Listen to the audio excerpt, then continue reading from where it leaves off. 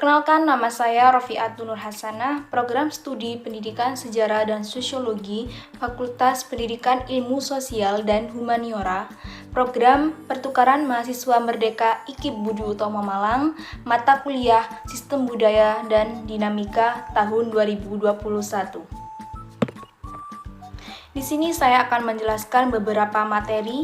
Yang pertama yaitu definisi wujud serta unsur dalam kebudayaan, akulturasi serta asimilasi kebudayaan, mitos dan folklor, serta konflik-konflik sosial yang pernah terjadi di Indonesia. Simak penjelasan saya berikutnya. Pertama-tama saya akan menjelaskan tentang definisi kebudayaan. Kebudayaan berasal dari kalimat budaya yang memiliki pengertian secara bahasa yaitu akal atau budi, atau sesuatu yang berhubungan dengan akal atau budi manusia. Nah, jadi kebudayaan secara umum ini yaitu suatu hasil karya cipta, kebiasaan, atau kepentingan suatu manusia yang dilakukan serta dijaga secara turun-temurun. Nah, kebudayaan juga di sini selalu bersifat dinamis. Maksudnya dinamis di sini artinya selalu mengalami perubahan terus-menerus. Perubahan kebudayaan ini terjadi seiring dengan perubahan yang dialami oleh manusia. Nah, jadi perubahan-perubahan inilah yang dinamakan dengan dinamika kebudayaan. Dinamika kebudayaan sendiri akan terus terjadi seiring dengan perkembangan zaman dan berubahnya kebutuhan manusia. Nah, mengapa sih kebudayaan itu penting, khususnya di Indonesia yang memiliki banyak sekali budaya? Nah, budaya sangatlah penting, apalagi kita hidup di Indonesia. Nah, di samping budaya dapat menjadi ciri khas sebuah daerah, budaya diwariskan juga secara turun-temurun. Nah, budaya juga termasuk kekayaan yang dimiliki oleh negara kita, Indonesia. Nah, tanpa budaya tidak akan ada budaya nasional. Nah, kesimpulannya adalah kebudayaan merupakan identitas dari suatu bangsa. Jadi budaya adalah mencerminkan suatu bangsa. Apalagi kita hidup di Indonesia di mana terdapat banyak sekali budaya yang dari Indonesia. Apa fungsi kebudayaan bagi masyarakat? Nah, kebudayaan mempunyai fungsi yang sangat besar bagi manusia dan masyarakat. Kebudayaan sendiri mengatur agar manusia dapat mengerti bagaimana seharusnya bertindak serta berbuat, menentukan sikapnya kalau mereka berhubungan dengan orang lain. Nah, jadi apabila manusia hidup sendiri, maka tak akan ada manusia lain yang merasa terganggu oleh tindak-tindakannya. Jadi, fungsi kebudayaan di sini sangat besar bagi kehidupan manusia dan masyarakat. Budaya sendiri tidak dapat disebut buruk atau baik. Budaya itu netral. Nah, jadi tidak ada budaya yang tinggi, tidak ada budaya yang rendah, dan serta tidak ada budaya yang benar dan salah. Nah, jadi yang harus kita pahami bahwasannya budaya itu kebudayaan atau kenyataan hidup yang harus dihargai oleh siapapun. Nah, selain itu bagaimana sih proses dinamika kebudayaan itu? Nah, jadi proses dinamika kebudayaan ini berbeda-beda. Ada yang berlangsung secara cepat dan ada pula yang berlangsung secara lambat. Di sini wujud kebudayaan ada 3. Yang pertama yaitu sistem ide atau gagasan. Nah, contoh wujud kebudayaan sebagai sistem ide yang berfungsi untuk mengatur dan menjadi acuan perilaku kehidupan manusia, yaitu norma sosial. Nah, sudah tidak asing lagi bukan dengan norma sosial. Nah, norma sosial di sini dibakukan secara tidak tertulis dan diakui bersama oleh anggota kelompok dalam suatu masyarakat. Nah, misalkan aturan atau norma sopan santun dalam berbicara kepada orang yang lebih tua. Atau contoh lain seperti bertamu di rumah orang lain. Selain itu, bentuk kebudayaan sebagai sistem ide ini secara konkret terdapat dalam undang-undang atau suatu peraturan yang tertulis. Nah, yang kedua yaitu sistem aktivitas dan perilaku. Kalau sistem aktivitas dan perilaku ini bisa berbentuk kegiatan sosial, di mana yang berpola dari individu dalam suatu masyarakat. Sistem ini terdiri dari aktivitas manusia yang saling berinteraksi dan berhubungan dengan secara kontinu. Nah, misalkan upacara perkawinan yang ada di Flores atau pemilihan umum yang ada di Indonesia. Kampanye partai ini merupakan salah satu contoh wujud kebudayaan yang berupa aktivitas individu. Nah, dalam kegiatan tersebut kita bisa mengetahui bahwasannya terkandung juga perilaku berpola dari individu yang dibentuk atau dipengaruhi kebudayaannya. Selain itu, terdapat pula upacara perkawinan atau upacara lainnya yang melibatkan suatu aktivitas kontinu dari individu anggota masyarakat, di mana secara langsung juga merupakan salah satu contoh wujud kebudayaan yang berbentuk aktivitas. Kemudian yang ketiga, yaitu berbentuk artefak atau benda. Nah, wujud kebudayaan ini berupa kebudayaan fisik yang merupakan hasil-hasil kebudayaan manusia yang berupa tataran sistem ide atau pemikiran maupun aktivitas manusia yang berpola. Misalkan kain ulos dari Batak atau wayang golek dari Jawa. Nah, di dalam upacara adat atau perkawinan Jawa terdapat kan ada mahar yang harus diberikan kepada sang pengantin perempuan. Nah, mahar yang berupa barang ini merupakan suatu hasil dari kebudayaan masyarakat. Nah, selain itu contoh lain seperti dalam upacara selamatan. Nah, dalam upacara selamatan ini kan terdapat sesaji atau peralatan yang dibutuhkan atau digunakan dalam aktivitas tersebut. Nah, di dalam suatu kampanye partai politik dibuat juga berbagai macam lambang partai berupa bendera yang menyimbolkan keberadaan atau kebesaran partai tersebut. Nah, itu dia terdapat 3 wujud kebudayaan yang ada di. Pada materi yang kedua, saya akan menjelaskan tentang akulturasi dan asimilasi budaya. Nah, bagaimana sih proses kebudayaan ini berlangsung? Nah, proses kebudayaan ini berlangsung dilalui dengan 2 proses, yaitu yang pertama akulturasi. Nah, proses dinamika kebudayaan ini akan berlangsung karena adanya pengaruh kebudayaan asing. Namun, dalam prosesnya ini tidak serta-merta menghilangkan kebudayaan asli. Nah, contoh akulturasi sendiri yaitu seni berpakaian. Dari setiap daerah sudah kita tahu bahwa pakaian adat yang menjadi ciri khas daerah tersebut. Pakaian adat ini tidak lepas dari proses akulturasi. Salah satunya seperti contoh yang ada di masyarakat Betawi atau pakaian adat Betawi. Proses akulturasi pada pakaian adat ini terlihat pada pakaian pengantin pria, di mana penggunaan sorban, jubah panjang, serta celana panjang tersebut dipengaruhi oleh kebudayaan Arab. Nah, untuk pakaian wanitanya, penggunaan baju model encim atau rok panjang, di mana memperlihatkan pengaruh kebudayaan Cina. Untuk penggunaan alas kaki pun, baik pria maupun wanita, biasa dikenal dengan terompah, di mana dipengaruhi dengan kebudayaan Arab. Nah, di sini sudah terdapat 2 pengaruh, yaitu dari kebudayaan Arab serta Cina, di mana sudah terjadi proses akulturasi dalam pakaian adat Betawi. Terdapat 2 faktor yang menyebabkan terjadinya akulturasi. Yang pertama yaitu faktor internal. Terdapat penemuan-penemuan baru.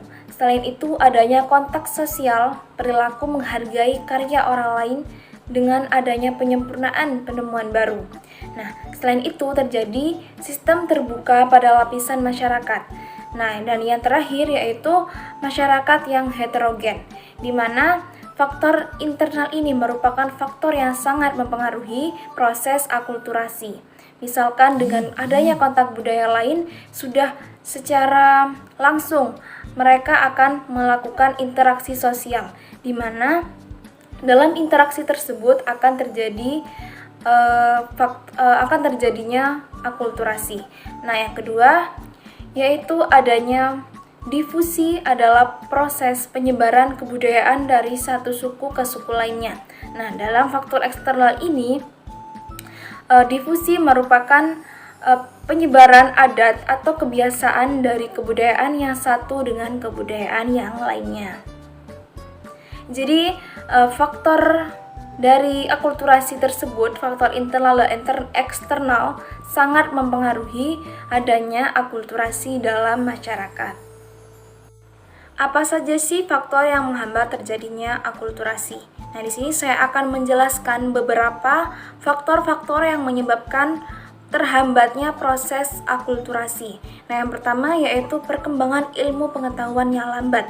Nah, di sini jika perkembangan ilmu pengetahuan tersebut lambat, maka proses akulturasi pun akan berjalan secara lambat. Yang kedua yaitu masyarakatnya masih bersifat tradisional dan memegang teguh kebudayaannya. Jadi, masyarakat masih tidak bisa menerima kebudayaan dari luar.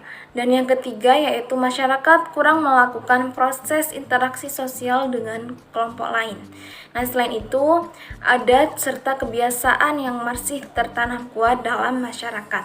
Nah, keempat faktor inilah yang dapat menghambat terjadinya proses akulturasi. Apa saja sih dampak positif dengan adanya akulturasi budaya yang ada di Indonesia? Nah, di sini saya akan menjelaskan bahwasannya akulturasi memiliki dampak positif. Yang pertama yaitu kemajuan teknologi dan pola pikir. Percampuran budaya negara lain dapat memengaruhi pola pikir masyarakat. Nah, misalkan masyarakat dengan adanya akulturasi akan menjadi lebih modern. Masyarakat akan mengenal adanya budaya dan kemajuan teknologi serta pola pikir yang dapat menguntungkan.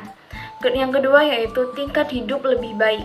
Dengan adanya kemajuan teknologi serta kemajuan pola pikir yang menjadi modern, nah secara tidak langsung akan meningkatkan hidup masyarakat dalam sebuah negara.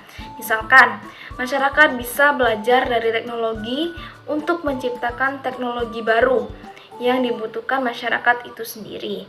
Nah, selain itu, juga dapat menyerapkan kebudayaan yang baik untuk kemajuan masyarakat. Misalkan, meniru contoh kedisiplinan yang dimiliki oleh masyarakat Jepang.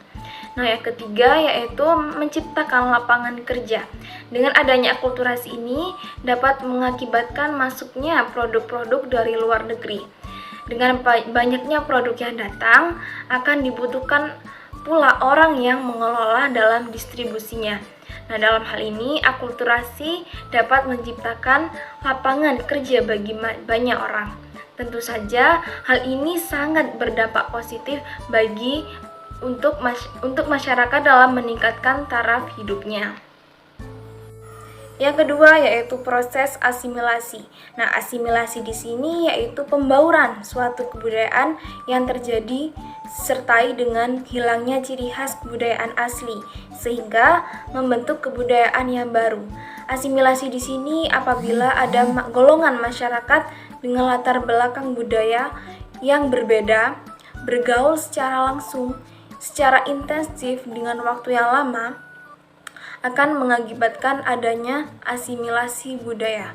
Nah, contoh asimilasi sendiri seperti perubahan gaya pakaian, adanya musik dangdut, serta penggunaan baju koko yang ada di Indonesia. Jadi, antara akulturasi dengan asimilasi itu berbeda. Kemudian, apa sih faktor yang menyebabkan terjadinya asimilasi? Nah, di sini akan ada beberapa faktor yang menyebabkan terjadinya asimilasi. Yang pertama yaitu adanya perbedaan di antara masing-masing pendukung kebudayaan.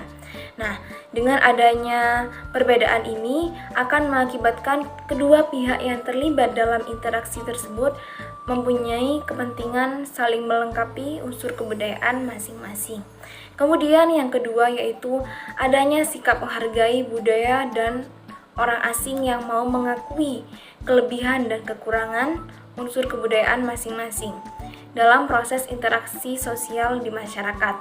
Nah, yang ketiga yaitu proses keterbukaan pihak yang berkuasa untuk memberikan akses yang seluas-luasnya, entah itu dalam bidang kesehatan, pendidikan, kesejahteraan rakyat bagi kelompok masyarakat pendatang maupun minoritas. Nah, yang keempat yaitu adanya perkawinan campuran antara masyarakat setempat dengan masyarakat pendatang atau masyarakat asing di Indonesia.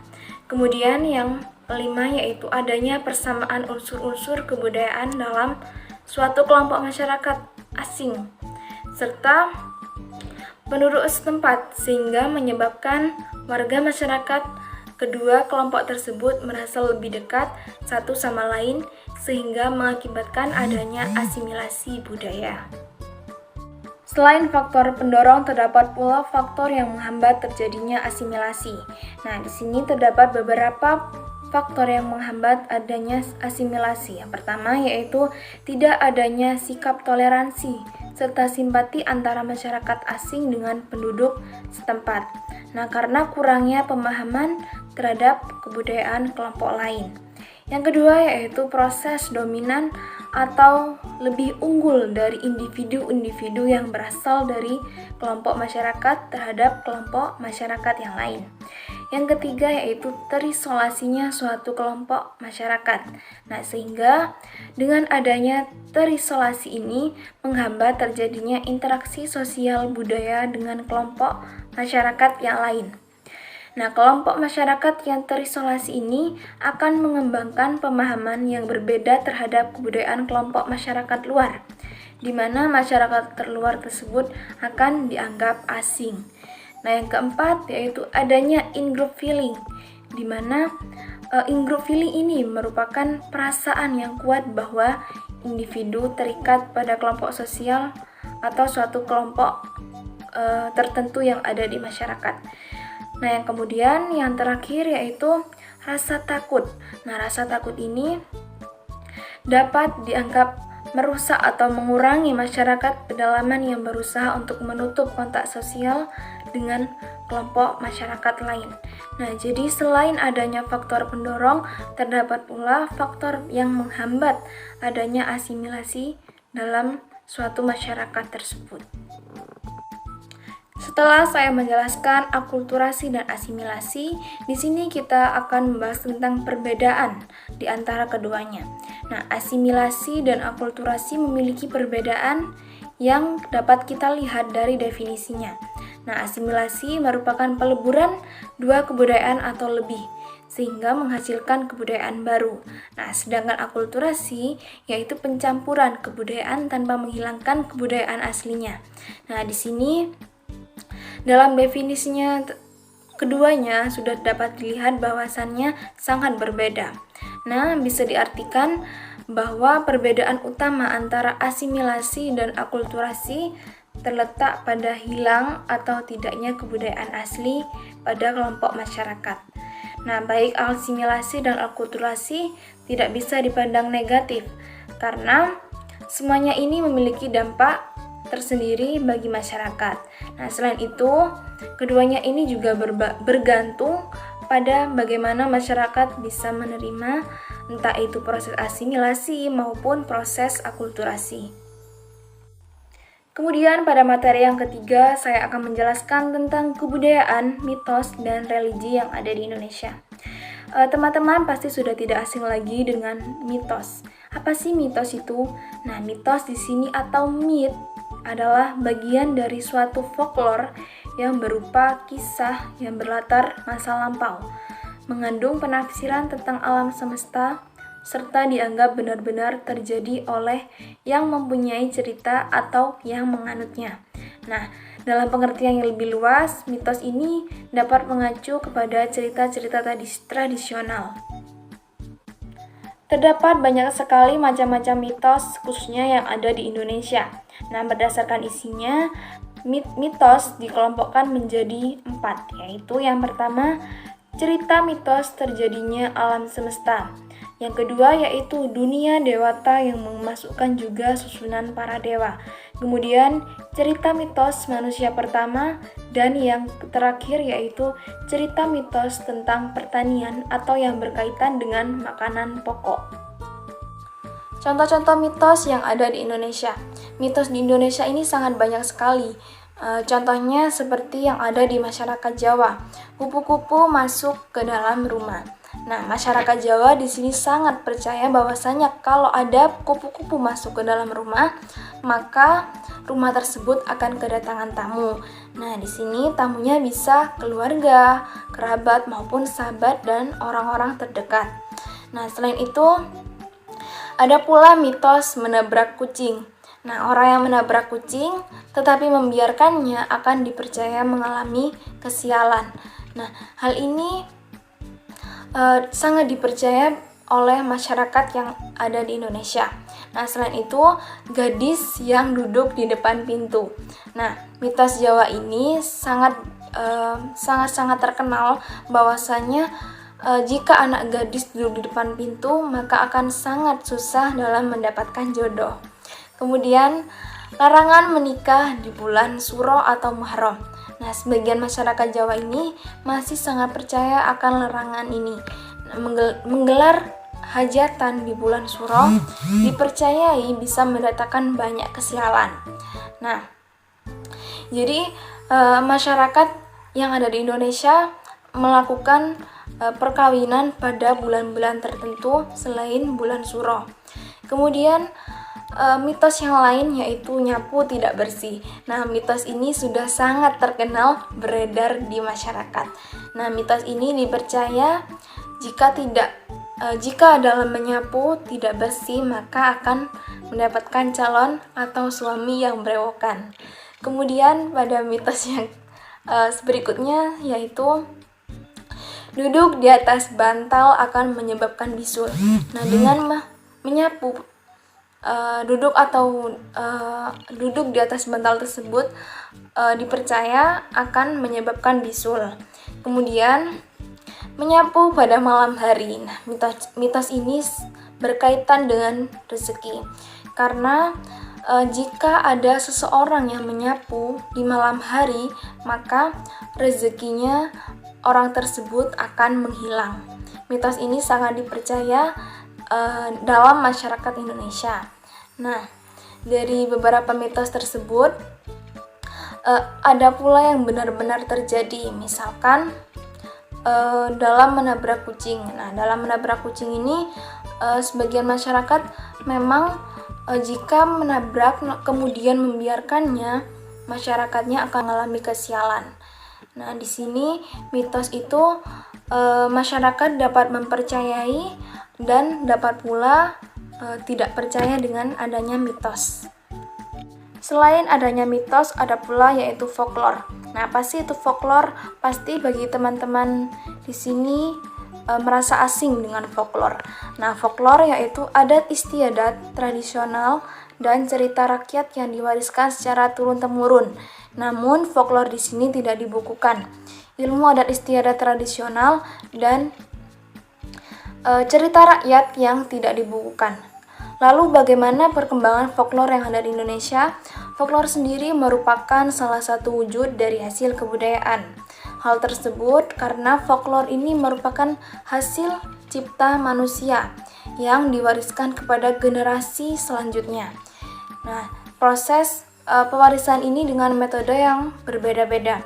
Tentu sebagai hasil dari kebudayaan, folklore di sini banyak mengalami asimilasi dengan kebudayaan lain. Nah, pada setiap suku bangsa pastilah memiliki hasil kebudayaan folklore yang berbeda-beda. Folklore sendiri dapat hidup di tengah-tengah masyarakat yang mulanya diturunkan secara lisan dari generasi ke generasi. Dalam masyarakat Indonesia lebih banyak diwariskan secara lisan atau tradisi lisan. Nah, dalam tradisi lisan ini kemudian diwariskan secara turun-temurun seperti dijelaskan dengan semangat zaman yang berbeda-beda. Nah, dengan sifat folklore terutama cerita rakyat yang mengandung cenderung belum bisa diketahui kenyataannya. Namun di sini pewarisan kebudayaan folklore menunjukkan bahwasannya masyarakat sudah dapat memahami, menjelaskan kondisi lingkungan pada zamannya.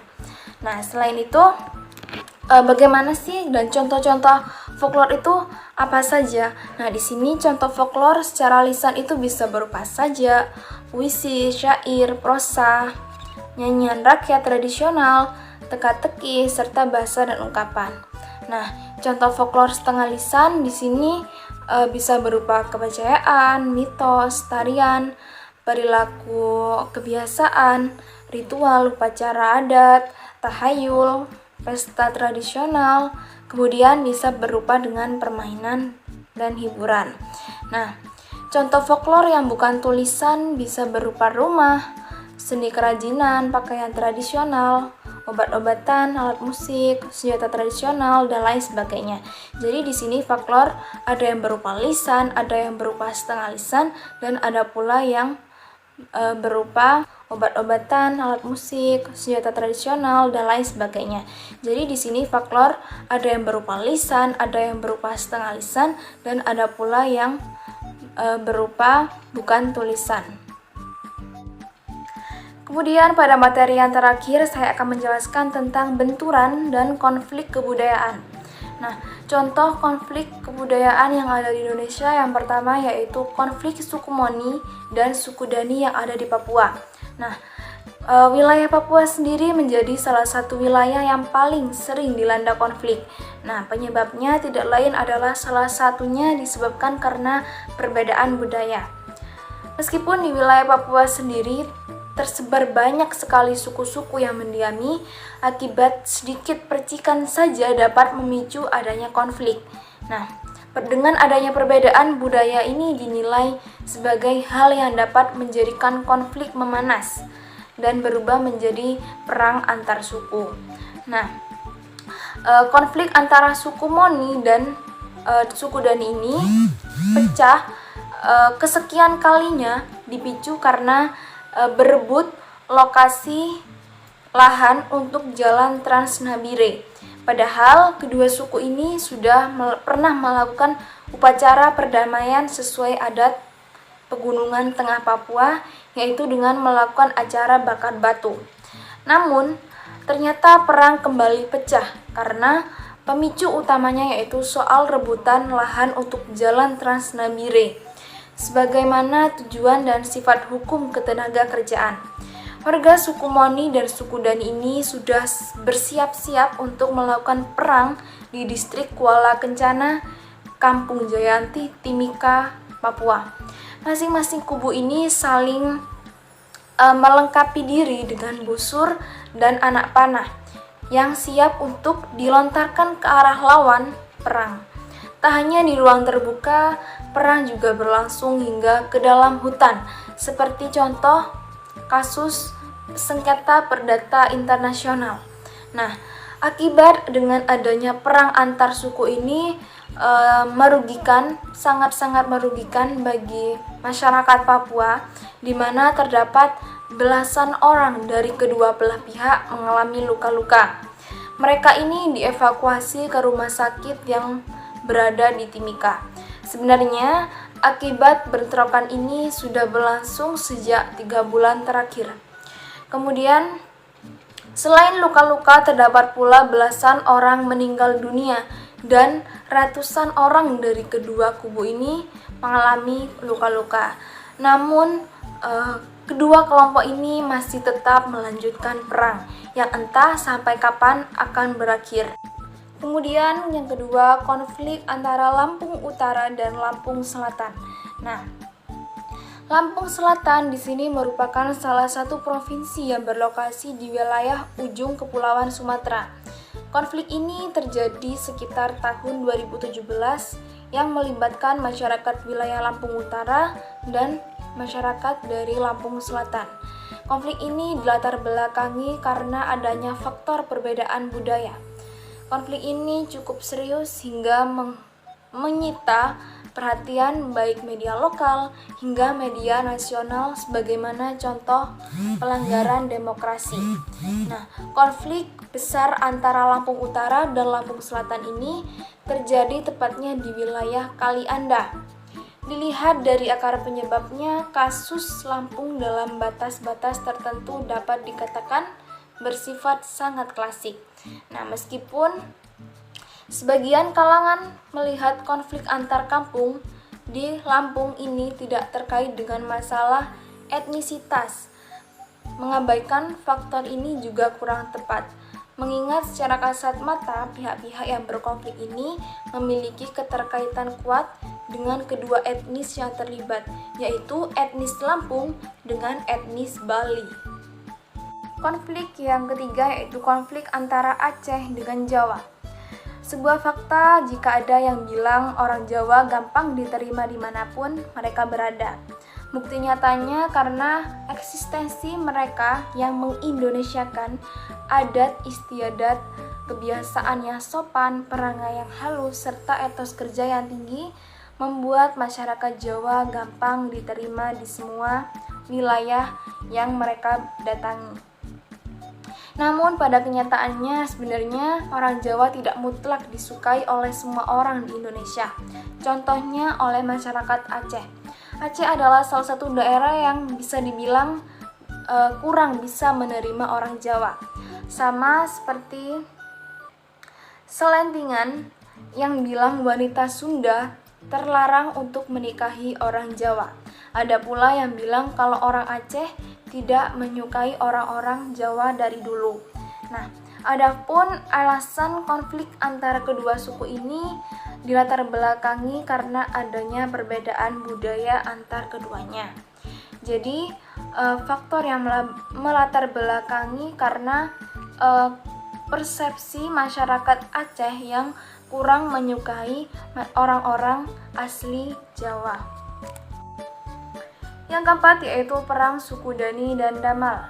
Konflik ini berlatar belakang budaya kembali pecah di wilayah Papua. Kali ini melibatkan antara suku Dani dan Damal, wilayah Mimika, Papua. Kedua suku ini saling serang dengan panah dan tombak. Baku panah terjadi setelah keduanya mengalami gagal dalam mencapai kesepakatan damai.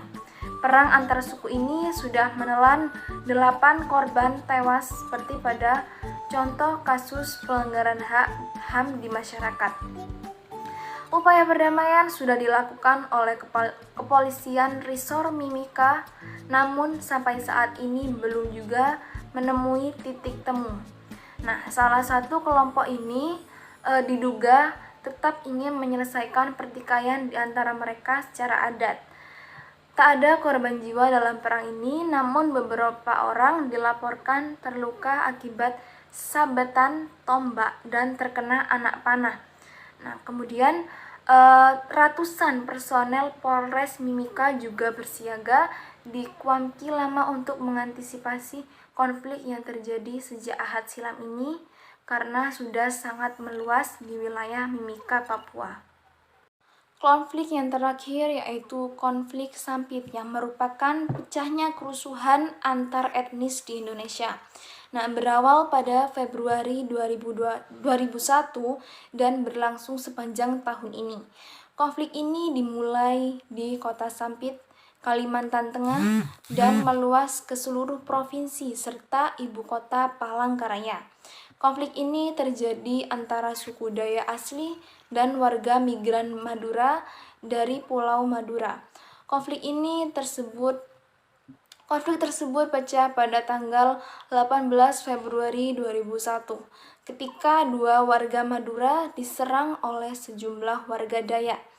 Konflik Sampit ini mengakibatkan lebih dari 500 kematian dengan lebih dari 100.000 warga Madura kehilangan tempat tinggal. Banyak warga Madura juga yang ditemukan dipenggal kepalanya oleh suku Dayak. Konflik ini juga dikenal sebagai salah satu tragedi berdarah pada masa itu. Nah, hingga saat ini perang Sampit masih menjadi salah satu konflik yang paling melegenda dan paling dikenal oleh masyarakat Indonesia. Karena sebagai konflik yang sangat dan paling mengerikan dalam sejarah konflik-konflik yang pernah ada di Indonesia.